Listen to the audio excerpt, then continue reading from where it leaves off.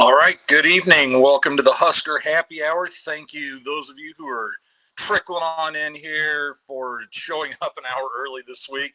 It's an hour early. It's going to be a little shorter. We're going to try and keep it to 30 to 40 minutes.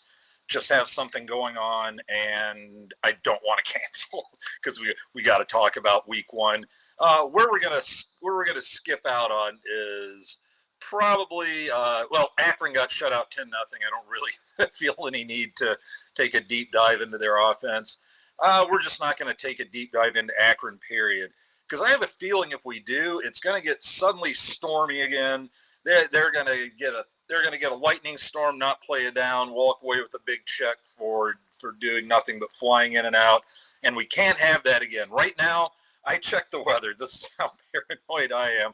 People I don't think realize, we won't go into this much, but I don't think they realize just how much of a kick in the ass not playing that game was to the start of the Scott Frost era. Can one game turn it around? Yeah, very likely no.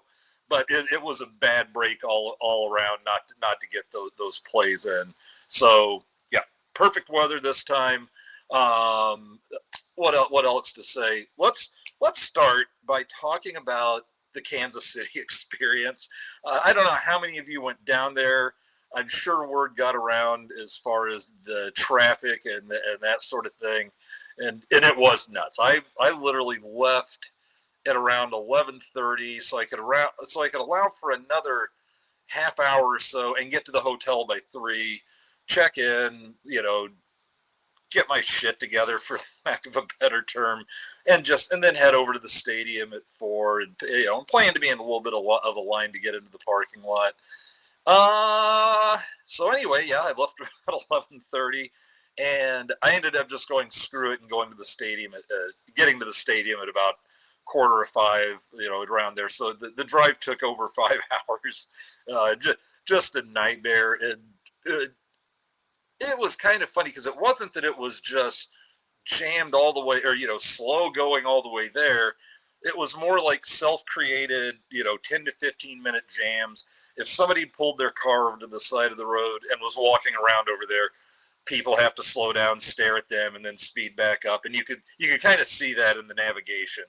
Where I'd see, it'll tell you, hey, 13 minutes, 20 minutes, before you're cleared the jam. And I'd look ahead and usually see either a car at the side of the road or police at the side of the road. Now, it's a Nebraska state law. I'm fairly certain, or at least a lot of people are sure that anytime a policeman has anyone pulled over, you got to sit there and slow down to 3 miles an hour and stare long and hard. I guess they're waiting for that gunfight that never comes, or they just really enjoy writing tickets, because every time you'd pass by the guy with somebody pulled over, then boom, traffic's off and moving again.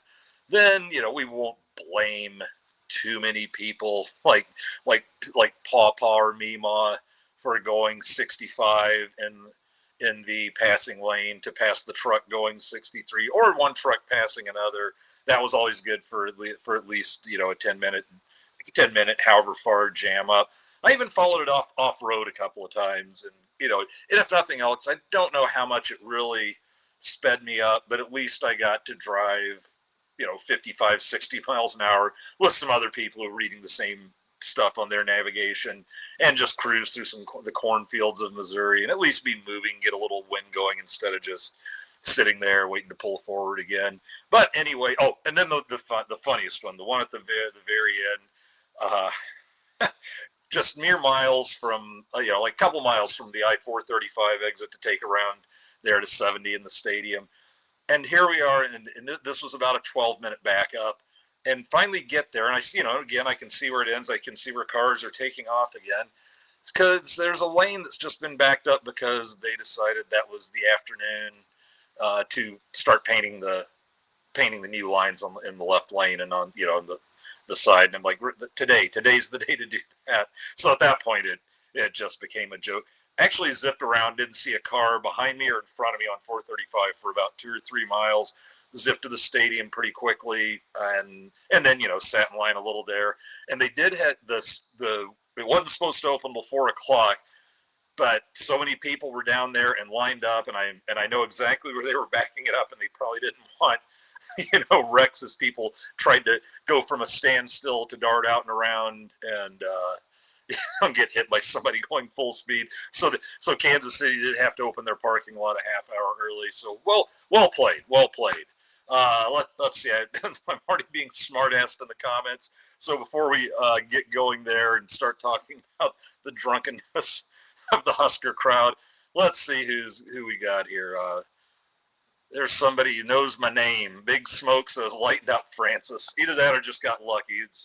Could just be a Stripes fan. 30 to 40 minutes of real time or Andy time. Unfortunately, I'm gonna really go for real time, and if it gets to 40, I've just kind of got to go stop all the thoughts, and we'll pick it up, and we'll go much longer next Tuesday. And here's my rotten son, Drew, better known as Mustang 6197. You tired old man, have to go to bed early. Yeah, son. Someone with your sleep schedule really shouldn't be making fun of anybody else's. But no, I will not be going to bed early tonight. I wish I'd gone to bed earlier last night. Today's been one fun day. Had the coordinator and player press conferences this morning. I didn't stick around for all of those because it was going to end up being about 2:00 because they were waiting for a couple guys to get out of class, and I had to scoot and start getting stuff done. But after Dylan. It's like I kind of stuck around for Dylan, and then I saw Luke Lindenmeyer was going to be next, and that kind of pained me to miss him because he's a pretty funny dude.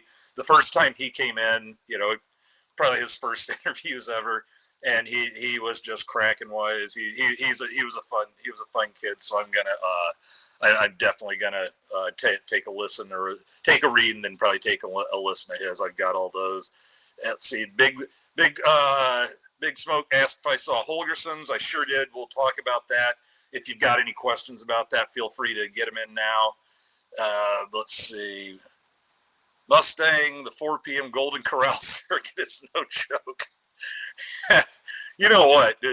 We used to jump in that old Golden Corral with my parents on the weekends where I had, the Rotten Son and Miley, who a lot of you know, and okay, yeah, and here's Drew. Is it not normal to go to bed at 10 a.m. and wake up at 5:30 p.m. for work? And not for you. For you, that's very normal. And we must remember this is the Husker Happy Hour, so feel free to load up a little. Eric Chandler's starting earlier. I hope they played better. They did the first game. The offense and defense did not play good at all. Eric, thanks for being here, and you're not wrong. That's one thing we're going to jump in right out of the gate here in just a moment. Is just because look at the title of the show tonight. What it was? Yay, we won! Boo, we stink. And we'll get into that a little, and then hopefully scoot it along to where I can go. Hey, but there is a bright side to all this.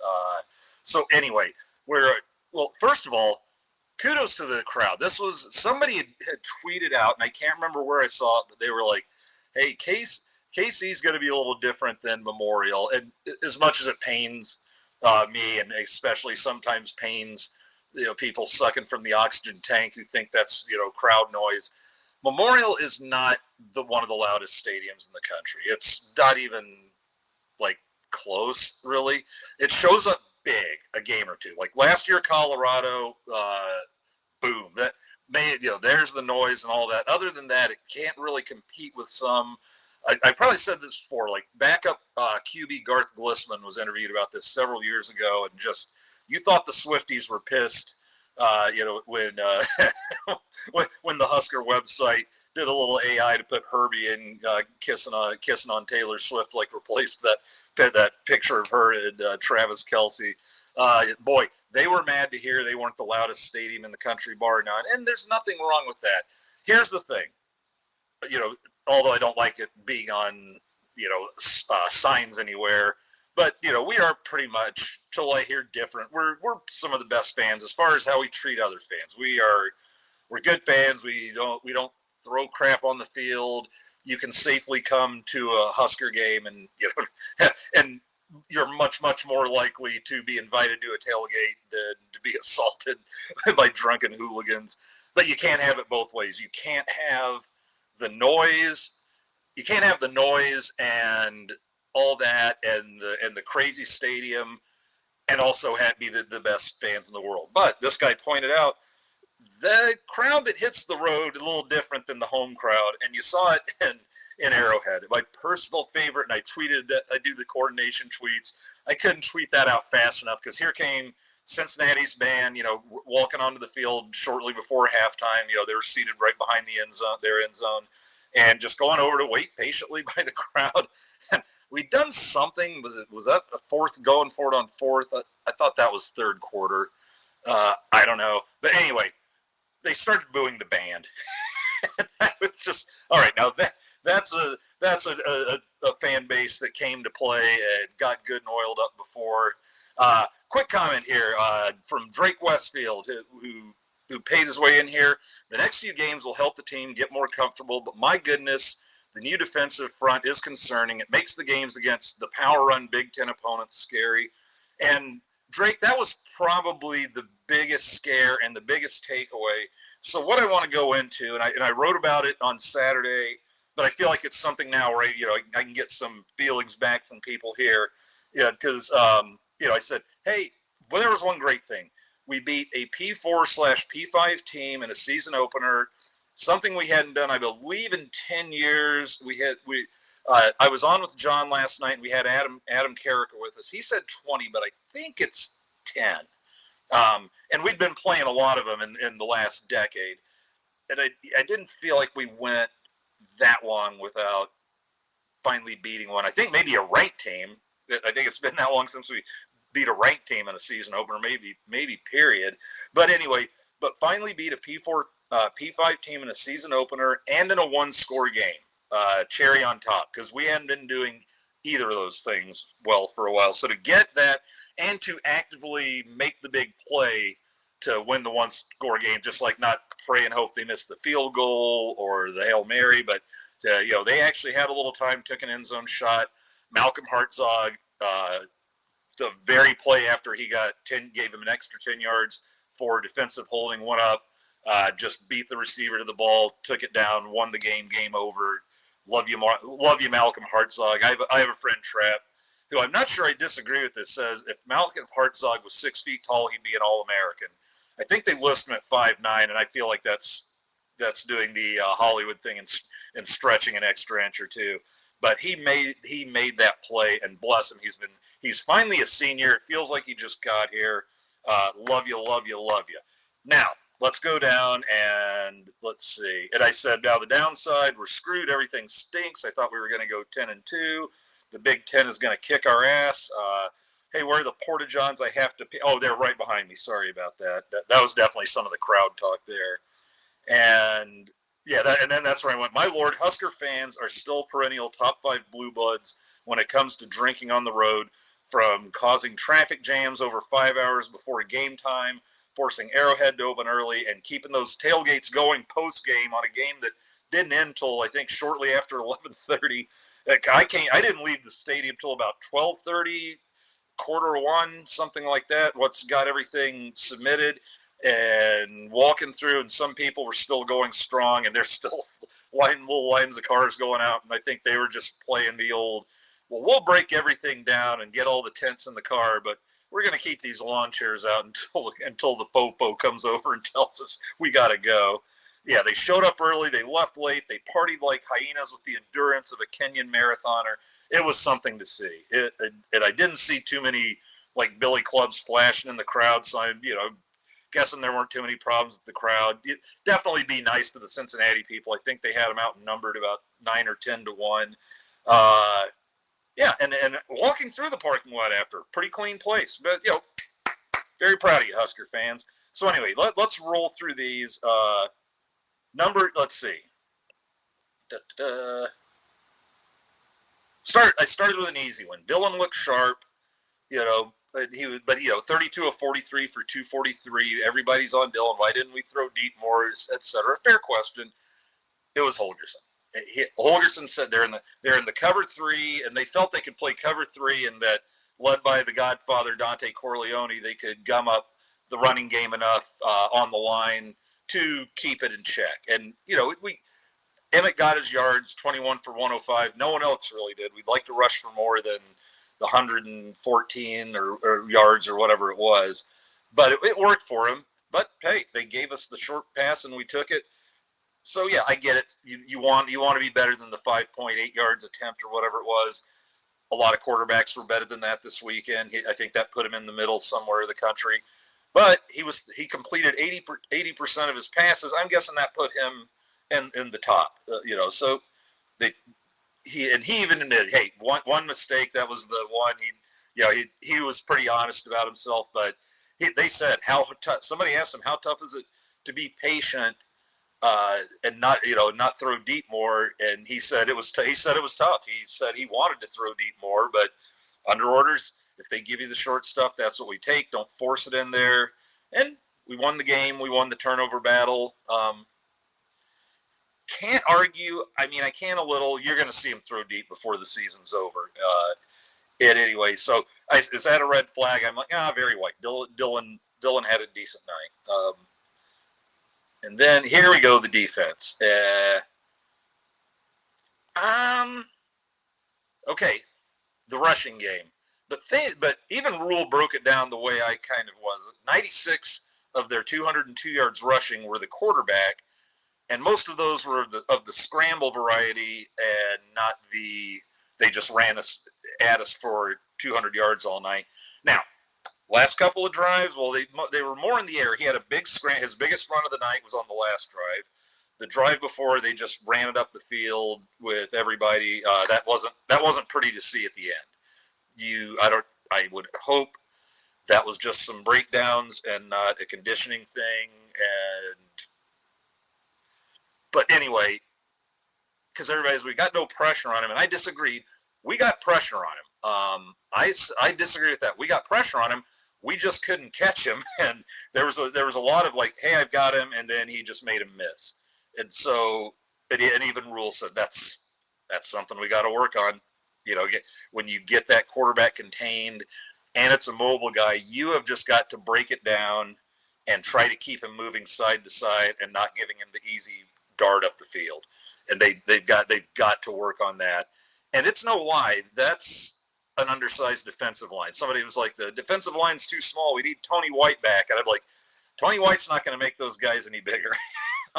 It just is what it is. We've got one legitimate. Adam Carricker pointed this out last night. We've got one legitimate 300-pounder on the line, and that's Judy. Van Poppel comes in just under 300, and then I think we have Keona Davis, who's putting on some size. He's at about 275, and he's got the frame where he's just going to get bigger. He's only a redshirt freshman. And then you have Inwari and Cam Leonard, who are over there at like 275 and 270. And Williams and Wanieri, how about his start? That was a solid start. But in the first half, it's like they had good yards per carry, but we got a bunch of 3-and-outs in the first half, and then it started sliding in the second half. Into the night, though, two things. They only gained 271 yards. It was bad to see it leaky at the end, but 271, if you can't win the game when your D holds somebody to under 300, then the problems are probably more with the offense than the defense in that case. And then what else was I going to say there? The defensive backfield. Great night. 69 yards given. They only gave up 69 yards to Sorsby. And before you think that he's just a one-dimensional, mobile quarterback, running quarterback guy, he threw for as many yards last year as Dylan did almost. They threw for about the same, over 2,800. He can throw, and we just didn't give it to him and broke him up. I remember, like, Donovan Jones had a big breakup. And Wanieri jumped up and swatted one down. Obviously, we got the big interception at the end. Shavers knocked the ball loose. But yeah, that's Vincent, and I'm talking about the defensive backfield. But they were just in lockdown, and I would ask anybody, if you said, hey, at the end of the game, Sorsby's going to run for 102, but only throw for 69. So this guy we're scared of. If we hold him to 107, if we guarantee 171 or less of offense, would you take it pregame? I think you would. A guy like that, I think you'd take it. And so, yes, the scrambling was a problem, but the pass defense, that was electric. So, yeah, the size of the line it could be a problem. I admit that that's a potential very big red flag, but let's let that play out. There are a couple silly ones, like the backup running backs were terrible. And I'm like, they carried it once each. Nelson carried it once. If it wasn't for a missed block, he's into the second level. So I don't know if he breaks it, but he was one block away from being gone. That wasn't necessarily his fault. And then they ran. Who was it? Mosey, or maybe is it Mosey? No, it was Nelson I'm thinking of. And then they ran Mosey outside, and that just their entire line moved with our line, and there just wasn't anywhere to go there. So that one's up for grabs for me. And Rule said that was Holgerson's call. He was just feeling the hot hand with Emmett, so he went with him. Rule said he didn't like it, and Holgerson backed him up today, saying that that's got to change. You won't see that game after game. They do not want anybody getting 32 touches a game, which with his 25 carries and 7 receptions, Emmett had. And Emmett was so close to breaking about three of them. That drop pass, and that was the one that I think Holgerson looked baffled because said, and I'd seen it in the few practices they let us watch. He drops nothing, and he is just catching it in stride, not slowing down to catch it if it's on point. So it was really weird. I think he just knew he was an open field and maybe took that little glance up the field when he should have been just, hey, watch it in. And so that was a one-off. But yeah, I'm not worried about the backups. I saw enough of them. There's a lot of potential there, and I think you're going to see Mosey and Nelson and Quentin Ives getting carries, especially with the opponents we have the next 2 weeks. But even in games like we're all worried about Michigan, right? I think they don't want to just have Emmett running it 30 times, or handling it 30 times against Michigan. They want some fresh guys in there, so you're gonna see him get some experience. Offensive line penalties. Latofsky decked somebody. That was just weird to see because he's not. I'm not used to hearing. He's a third-year starter. I'm not really used to hearing whistles going off around Henry. I think that's one off. Pritchett. That wasn't good on the 1 foot line. Other than that, he graded out pretty well. But apparently penalties had been a problem in the practices leading up. Man, you got to wipe. It's getting to the point where you've got to make sure he's wiped that out in practice before he gets in there. Gotula got the start. And the weird thing with the tackles, you had the 3 oars on one side and 2 oars on the other side. Well, looks like right tackle belongs to, and I think the new depth chart backed it up. Right tackle now is fully in the hands of Teddy. He played all 78 snaps. The left tackle still remains like a swinging gate, but I'd expect Gunnar Gotula to get the start again there. So we're only down to 1 set of oars over there now. An interesting oar on the defensive side is you had Shavers and Marcus Watson-Trent share, his oars at middle linebacker or linebacker. And Shavers definitely won the day on the PFF grades. He only had the 3 tackles, but one of them really mattered, and his coverage was there, and he was in the right spots all night. And he might be starting to, clamp that down for himself. Like I said, Williams and Nwaneri, fantastic game. He graded out the best of any of the defensive linemen. Now, I'll be the first to tell. Well, coaches will be the first to tell you. And I'll back them up. The PFF is a very imperfect grading system. If you look at Shavers, he got an overall grade of 90, and I think he was just like in the 70s in like 4 or 5 categories, and then at like 93 in the coverage maybe. But somehow that averages out to a 90. I don't know. The thing I like seeing there in the PFF though is the number of snaps everybody played, because then that kind of tells you where the coaches are thinking. Any other big red flags? Oh, special teams. They didn't like the returns. I'm going to pretty much say, and I think Rule might have said something about it, is that Eckler wants him returning everything right now. So you had Barney, with people around him just still fielding it, trying to take off. I think he averaged 1.5 yards, and then Kenneth Williams took 2. And these just get to me more because when the fair catch puts you on the 25, anything not to the 25, I see as a law. I see as like you've already run a play and lost yardage, even though you're still at 1st and 10. I don't like it, but it's going to be a process. And we weren't about to turn some of the worst special teams in the country into the best. The kicking side, look at Archie, puts 2 inside the 10, the other 2 not returned at all. I think those were, for like 41 and 45 yards. Net over 40 is fine with me. I'd rather, what would you rather see? The 52-yard boomer where the guy gets a running start and returns it for 13 or 14, or 41 and nowhere to go. And so he got his 2 fair catches. 18-year-old playing his first game. We weren't going to see the Archie fake punts. He did run with one a little. He did the little rugby run and then popped that one down for about 41 yards. And what did the guy do? No choice but to fair catch it, because he probably gives our coverage an extra 10 yards by just scooting with it for a little bit. Yeah, while he's jogging up there when most kickers would already kicked it away, that's that much more time for your coverage to get downfield. There was one time where Barney went to bring one back, and I just remember 2 guys just shot up the field untouched. I'm guessing there was a little chat about that afterwards. But then our field goal kicker won us a game, if you look at it. 52, got 2 for 2, PATs and field goals. The 52-yarder, plenty of, inside the bar, but plenty of leg, and we won by a field goal. And what does kicking game versus kicking game usually result in for us in close games? Watching one sail between the uprights at the gun for another 13-10 loss. So good for special teams. I think that's going to be fine, and we're already seeing improvement on the one hand. Let's see. So let's check some messages, or check some comments here. And by the way, thank you for yours again, Drake Westfield.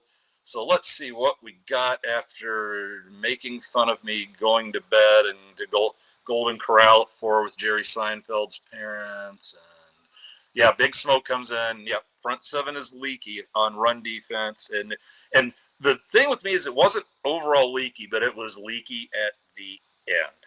They got a couple of nice, 10-yard plus runs early, and then we kind of shut it down for the next 3 or 4 series. And then after we went for it on 4th down and they marched up the field, and then they did it twice, almost twice at the end of the game. That I want to see improved. But remember this, though. Last year you had the same thing after the Northern Iowa game.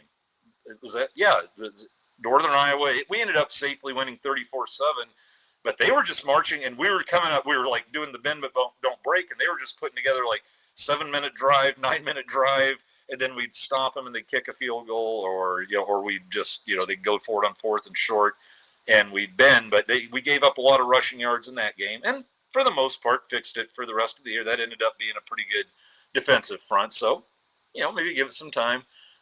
Oh my goodness, defense is leakier than Elijah Pridgett before penicillin. And then leakier than Elijah Pridgett on date night. Elijah Pridgett, man, you tighten it up. You're gonna be paid for that. You're gonna be paid for that jump on the 1-foot line for a while. Holy cow! Yeah, and Big Smoke. Yeah, giving EJ 25 carries is not going to work. Yeah, I think we've got the depth. We just got to not be afraid to use it. And like I said, I got the feeling that Rule has expressed his displeasure with not giving those guys more of a chance, and Holgerson's on board. Yeah, Holgo had been dead set in his last press conferences before this game about, I'm going to use 3, maybe 4 guys, and we're going to use everybody, and then just went in completely different direction. So we'll see. Quarterback scrambles because we whiffed on the pressure. Well, no, we put the pressure on because he had a lot of scrambles. We whiffed on the tackles, and that's something John Butler had talked about. I don't know if he was trying to send a message, but his last time in front of the mic before the KC game was 100% that. He goes, we need to tackle better. He said that was going to be the difference. Could they wrap up and tackle? Almost not enough. Lutovsky's penalty after they tried to split Barney in half.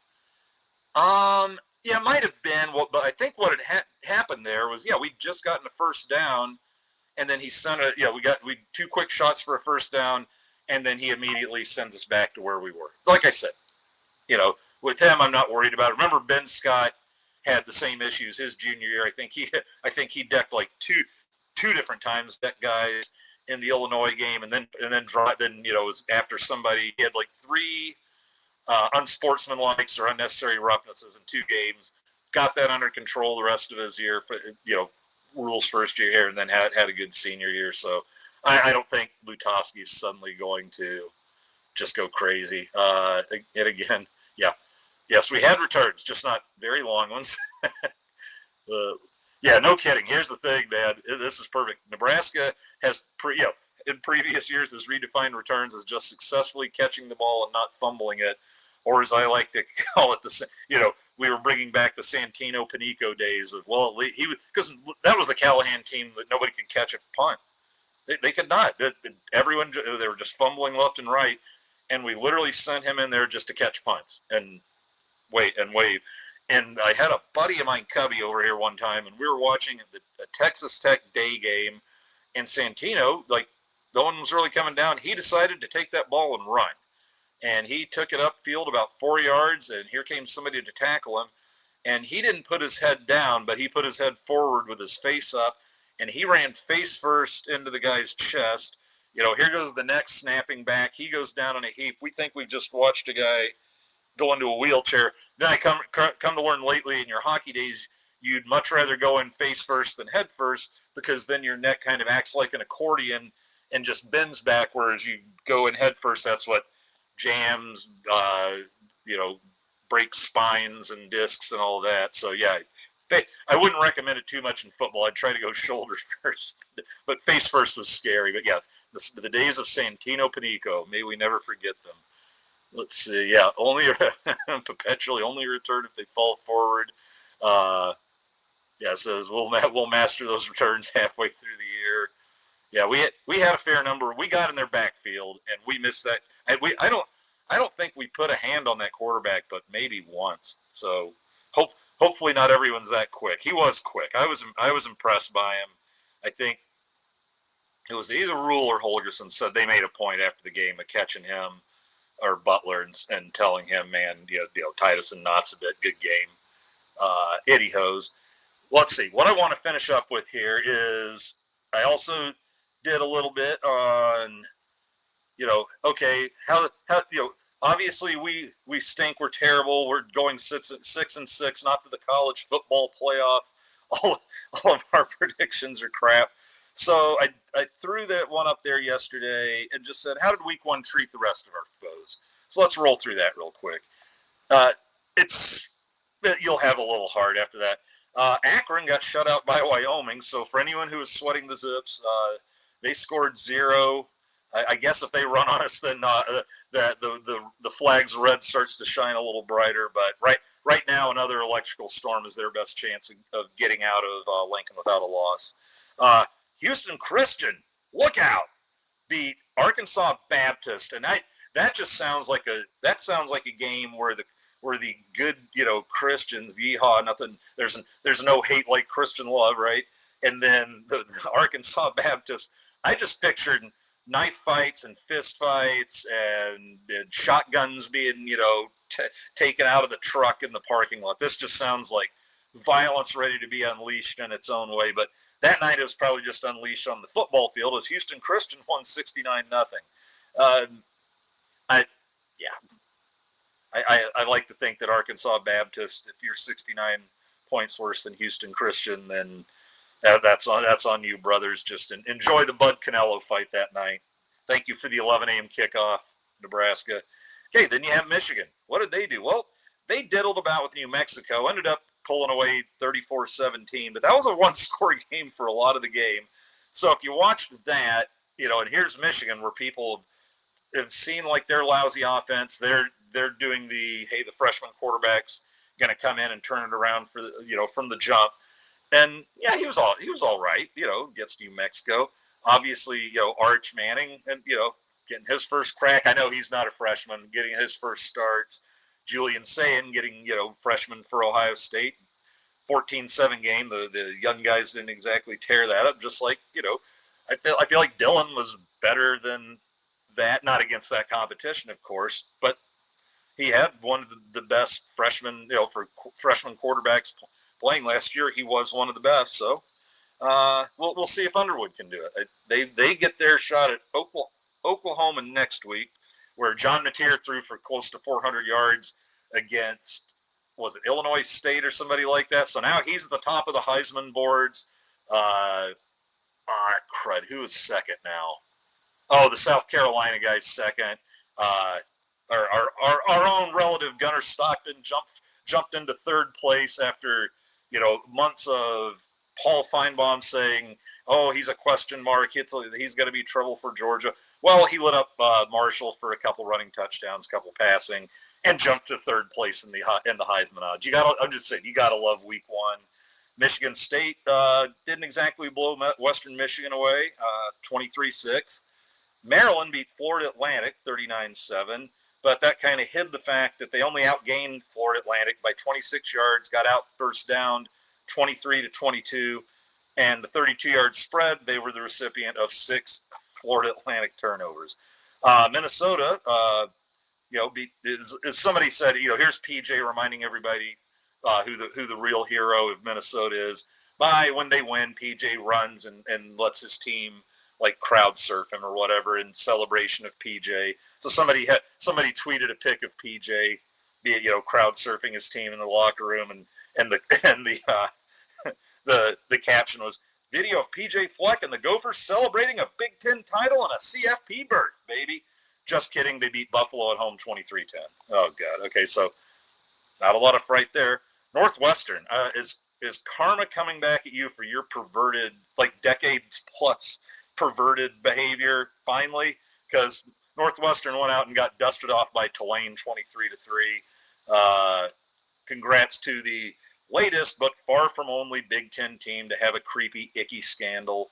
And in a separate story, Surviving Ohio State is still on HBO Max. You can catch that. It is awful. It is really, by sheer numbers, it dwarfs Penn State. This is crazy, the number of kids this doctor molested. So for your viewing pleasure, check that out and celebrate what's got to be about half the Big Ten now with well, not now, probably before they were 18, but probably about half the Big Ten with creepy, we can't control our doctors or keep our clothes on after practice.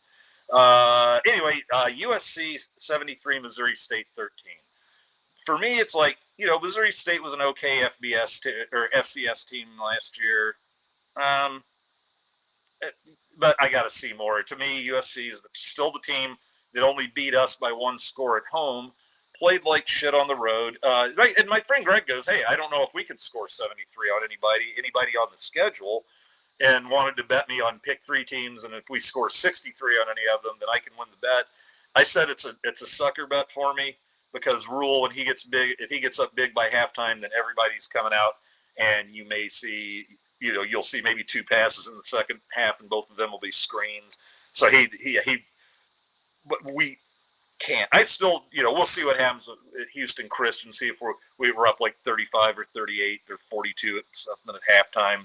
Then I'd say, yeah, we could, but we didn't. But this game isn't really 73-13 over an FCS team doesn't get me scared yet.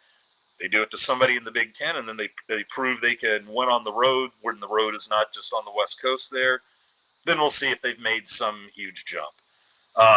UCLA, there were several games I picked in an article, little FanDuel sponsored thing, and I wrote a bunch down, picked my favorite 4. So this was one I wrote down, and you'd think, hey, I nailed it.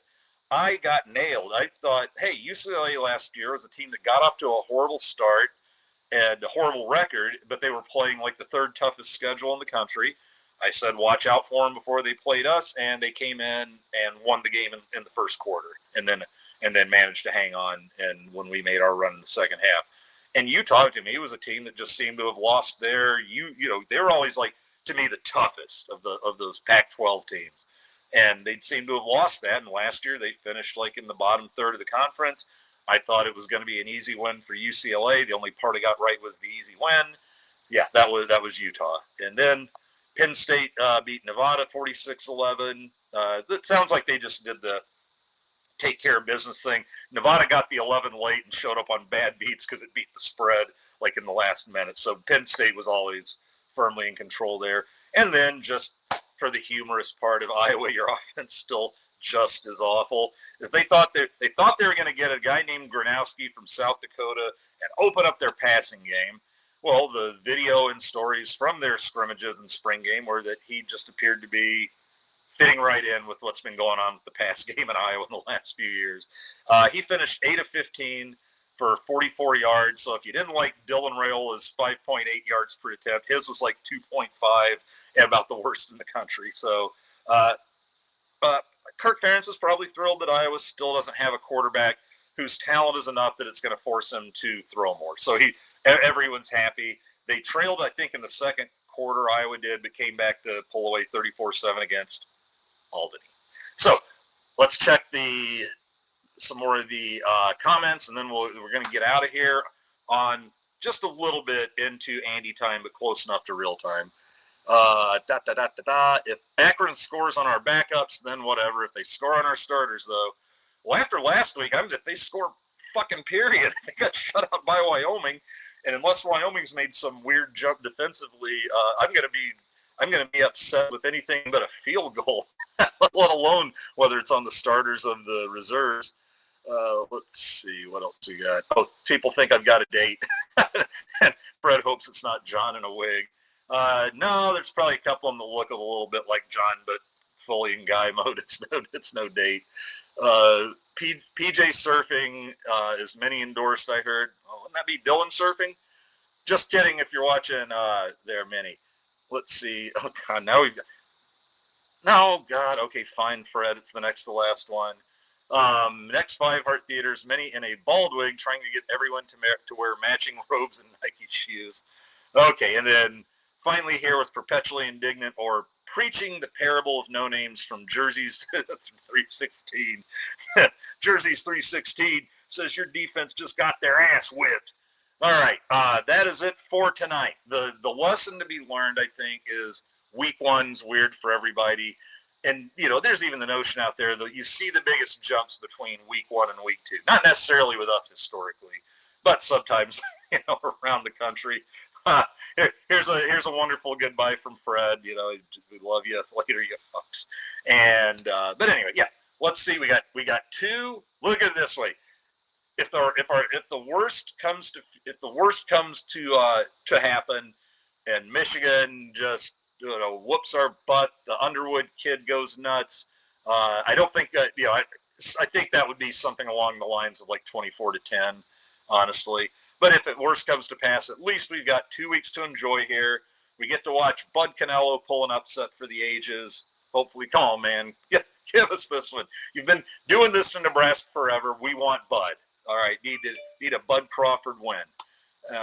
So anyway, that's it. Bye all, everybody. Hey, thanks for putting down the Kool-Aid. Yeah, I think the Kool-Aid got knocked over a little in Kansas City, but for Fred, for Perpetually, for my rotten son Drew,